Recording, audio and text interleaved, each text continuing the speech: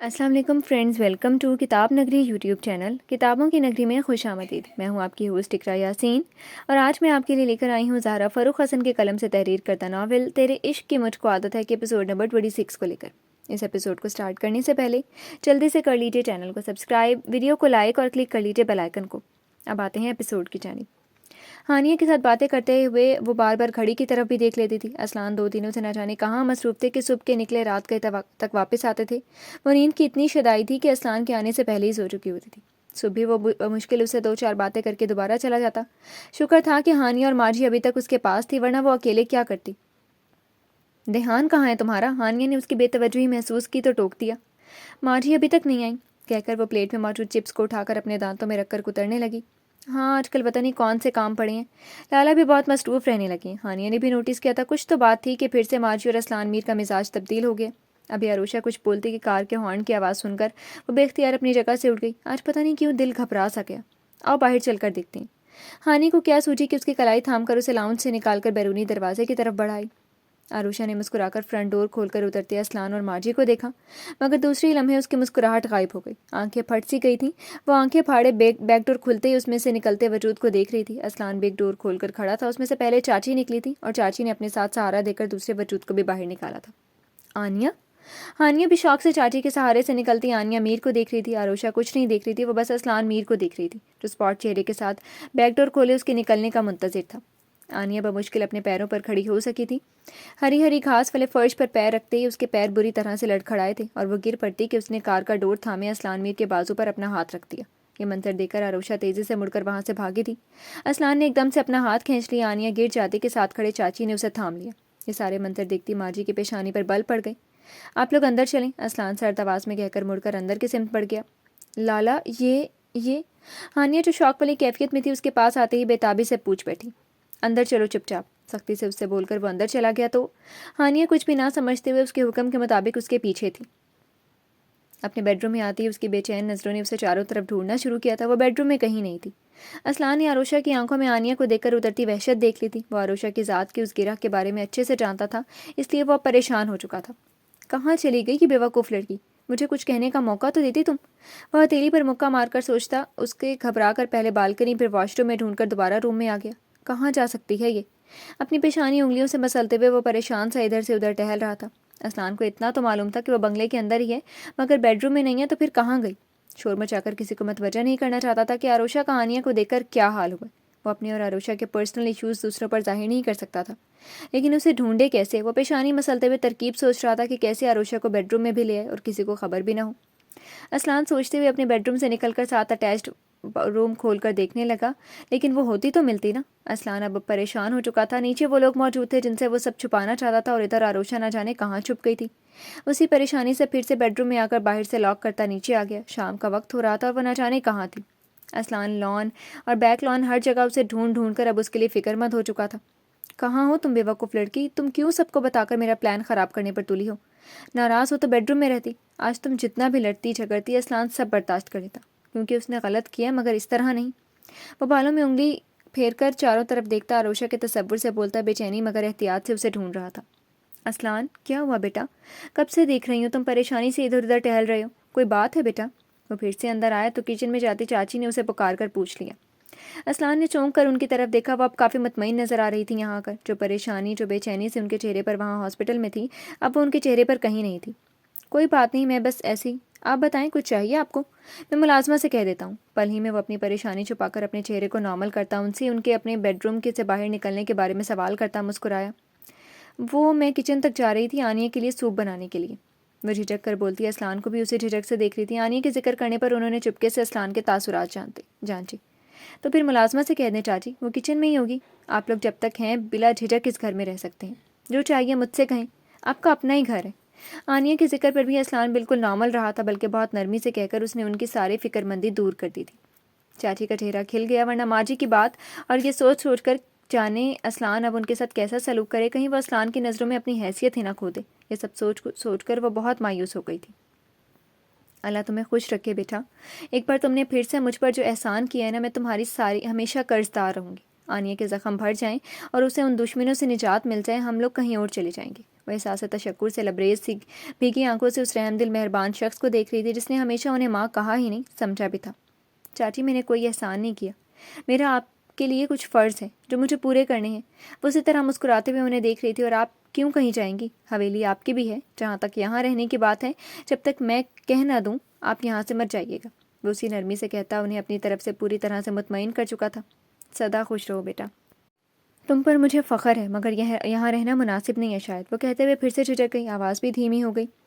وہ ادھر ادھر دیکھنے لگی۔ اسلان نے تعجب سے انہیں دیکھ کر پوچھا، کیوں مناسب نہیں چاچی؟ کسی نے کچھ کہا آپ سے؟ اسلان کو شک ہوا کہیں ماں جی نے برا بھلا نہ کہا ہو۔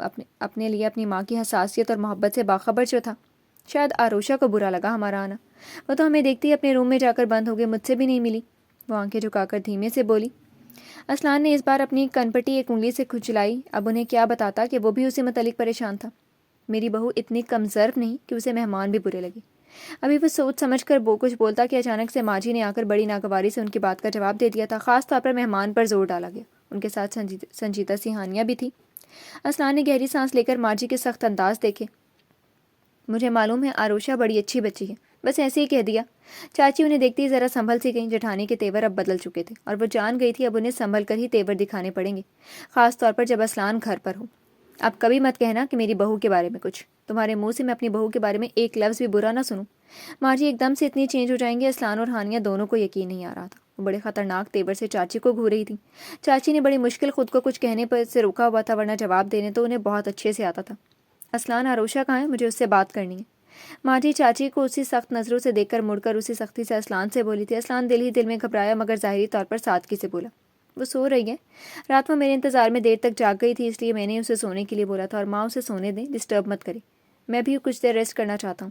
اس سے پہلے کہ وہ آروشہ کے بے وقت سونے پر اس کی خبر لینے بیڈ روم میں جا پہنچتی اور سارا راز کھل جاتا، اسلان بات بنا کر اپنے ریسٹ کا بتا کر سیڑھیوں کی طرف مڑ گیا۔ اسے پکا یقین تھا اب کوئی بھی اسے ڈسٹرب نہیں کرے گا۔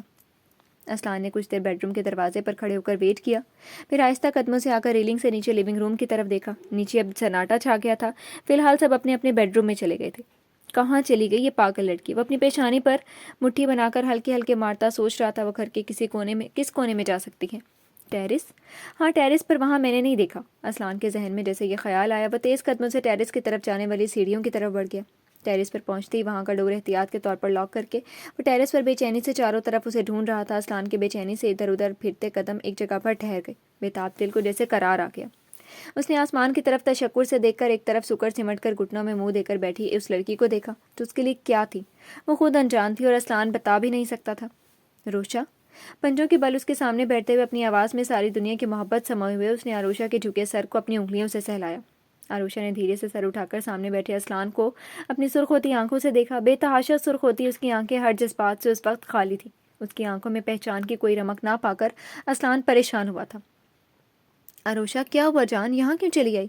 اسلان جانتا تھا اس وقت اس کی محبت ہی آروشہ کو ماضی سے کھینچ لائے گی۔ اس کے چہرے کو اپنے ہاتھوں میں تھام کر محبت سے لبریز ہو کر پوچھتے ہوئے وہیں فرش پر بیٹھتے ہوئے اس کے سر کو اپنی سینے سے لگا کر چوما تھا۔ پتہ نہیں کیوں چلی آئی، اس کی سینے سے لگی سر اٹھا کر اب بھی اسے خالی آنکھوں سے اسلان کو دیکھتی بے چارگی سے بولی تھی۔ اسلان نے اس کی حالت پر خود کو ملامت کی، اپنے مقصد کے لیے وہ آروشہ کو کس تکلیف میں مبتلا کر چکا تھا۔ نہیں معلوم، آؤ چلو بیڈ روم میں چلیں، کچھ دیر چلو آرام کر لو یا سو جانا، تم نے کھانا بھی تو نہیں کھایا، چلو میں تمہارے لیے کھانا منگوا دیتا ہوں۔ اس کے بالوں کو چہرے پر سے ہٹاتے ہوئے اس نے نارملی بات کر کے اسے سب بھلانا چاہا۔ آرام کر لوں مگر کہاں، میرا تو کوئی گھر نہیں، حشم بھی نہیں، وہ بھی مجھ سے دور چلا گیا، اب میں کہاں جاؤں گی؟ وہ بڑی معصومیت سے اسی طرح اجنبیت سے دیکھتی پوچھ رہی تھی۔ اسلان نے اپنے نچلے ہونٹ کو دانتوں سے کچلا تھا، دل میں اس کی حالت سے نشتر چبھا تھا۔ اپنے بیڈ روم میں روشا، یہ تمہارا گھر ہے، صرف تمہارا، میں صرف تمہارا ہوں، تمہارا اپنا اسلان، چلو اٹھو شاباش روم میں چلو۔ اسلان نے خود پر جبر کر کے اسے ساتھ لگائے ہوئے تھام کر اٹھانا چاہا۔ میرا گھر ہے یہ میرا گھر نہیں، یہ اس کا گھر ہے، اس گندی عورت کا، وہ آ گئی ہے، وہ گندی عورت ہے، وہ مجھ سے سب چھین لے گی، وہ آپ کو بھی میرا نہیں رہنے دے گی، گندے لوگ سب چھین لیتے ہیں، میں کہیں نہیں جاؤں گی۔ آروشہ اب بھی اپنے ہوش و آواز میں نہیں تھی، اس نے غصے سے اسلان سے خود کو زبردستی چھڑا لیا اور پھر سے وہیں فرش پر بیٹھ کے اسلان کی شرمندگی اور بڑھی تھی، وہ بھی اس کے پاس بیٹھ گیا۔ روشا، یہ گھر میں سب تمہارے اپنے ہیں، وہ گندی عورت تم سے چھین نہیں سکتی، کبھی بھی نہیں۔ اسلان میر صرف تمہارا ہے، اپنی روشا کا، وہ صرف اس سے محبت کرتا ہے، اور میں کسی بھی گندے لوگوں کو اپنی روشا کی خوشیاں چھیننے نہیں دوں گا۔ اس کے چہرے کو اپنے ہاتھوں میں تھام کر وہ اسے یقین بخش رہا تھا۔ اسلان کے لہجے میں مضبوطی تھی۔ आरोशा ने इस बार उसे देखकर सब याद करने की कोशिश की। कुछ देर गौर से देखने के बाद उसके जहन में वो मंजर लहराया जब आनिया ने कार से उतरते हुए असलान का बाजू थाम लिया था। आरोशा को सब याद आया तो वो फिर से, असलान वो गंदी औरत है, वो नापाक है, उसने आपको छुआ है, वो आपको नापाक कर देगी। आपकी ये शर्ट उतारें उसे, ये नापाक हो गई है, उतारें असलान, ये उतारें। वो जैसे पागल सी हो रही थी, असलान की शर्ट के बटन खोलने की कोशिश करती। उसके हाथों के साथ साथ वो खुद बुरी तरह से लरस रही थी।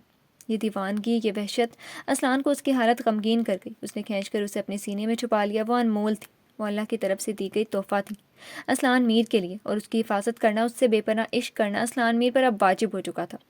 मुझे कोई नापाक नहीं कर सकता रोशा जान, तुम बेखौफ रहो, अपनी तरफ बढ़ने वाले नापाक हाथ काट दूंगा, मगर तुम्हें जहनी तकलीफ में नहीं डालने दूंगा। उसे पूरी कुव्वत से अपने बाजुओं में भींचे हुए वो वहीं फर्श पर बैठ गया। बार बार उसके सर को चूमता वो उसे अपनी मोहब्बत का भरपूर एहसास दिला रहा था। असलान, वो आपको छुएगी तो नहीं? वो अपनी गंदी निगाहों से आपको देखेगी तो नहीं? मुझे खलीस नज़रों से बहुत खौफ आता है असलान। ये अपनी हवस पूरी करने के लिए सारी हदें पार कर लेते, जैसे उसने मेरी अम्मी के साथ किया था। उसने मेरे सामने मेरी अम्मी को, और जैसे जैसे वो भेड़िया। आरोशा सहमी सहमी उस छोटी बच्ची की तरह अपना सर ऊंचा करके वो उसी खौफ से असलान से पूछ रही थी जिस खौफ ने उसकी शख्सियत में गिरह डाल दी थी।